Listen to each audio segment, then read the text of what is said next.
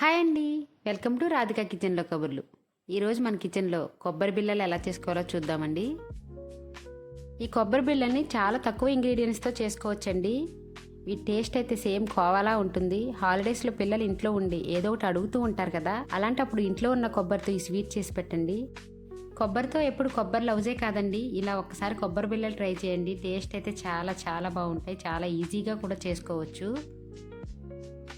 ముందుగా స్టవ్ మీద బాండీ పెట్టుకుని ఒక గిన్నె నిండా కొబ్బరి తీసుకుని వేసుకోండి. కొబ్బరిని ముక్కలుగా కట్ చేసి మిక్సీ పట్టుకుని ముందుగానే రెడీగా ఉంచుకోవాలి. కొబ్బరి తీసుకున్న గిన్నెతో ఒక హాఫ్ గిన్నె పంచదార కూడా వేసుకుని ఒక గిన్నె నిండా పాలు పోసుకోవాలి. పాలు అనేవి చిక్కటి పాలు పోసుకుంటే స్వీట్ టేస్ట్ అనేది చాలా బాగుంటుంది. ఇప్పుడు స్టవ్ వెలిగించి మీడియం ఫ్లేమ్లో పెట్టి తిప్పుకుంటూ ఉంటే ఇది కొంచెం కొంచెం దగ్గర పడుతుందండి. ఇది దగ్గర పడడానికి కొంచెం టైం అయితే పడుతుంది.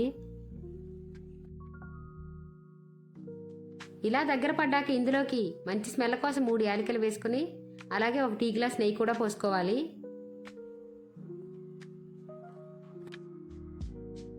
మనం వేసిన నెయ్యి కొబ్బరికి బాగా పట్టేటట్టు కలుపుకోవాలండి.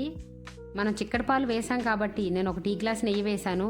పలుచగా ఉన్న పాలు వేసుకుంటే కొంచెం ఎక్కువ నెయ్యి అయితే పడుతుంది దీనికి.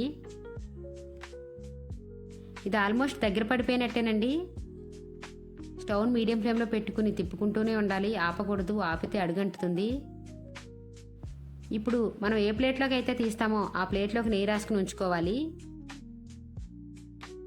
చూడండి, ఇది బాండీకి అంటుకోకుండా విడివిడిగా వచ్చేస్తుంది కదా.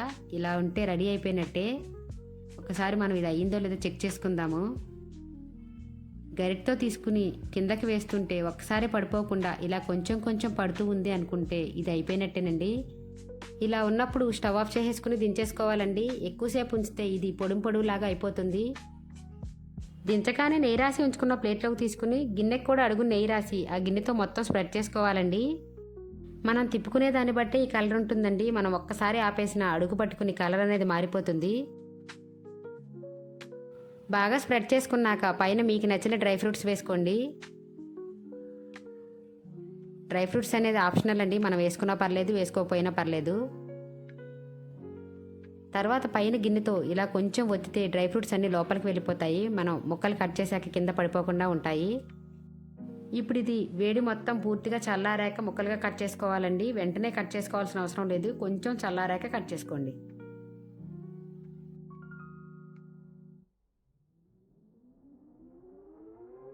ఇలా ముక్కలుగా కట్ చేసుకున్నాక తీసుకుంటే ప్లేట్ నుంచి ఈజీగా వచ్చేస్తాయండి.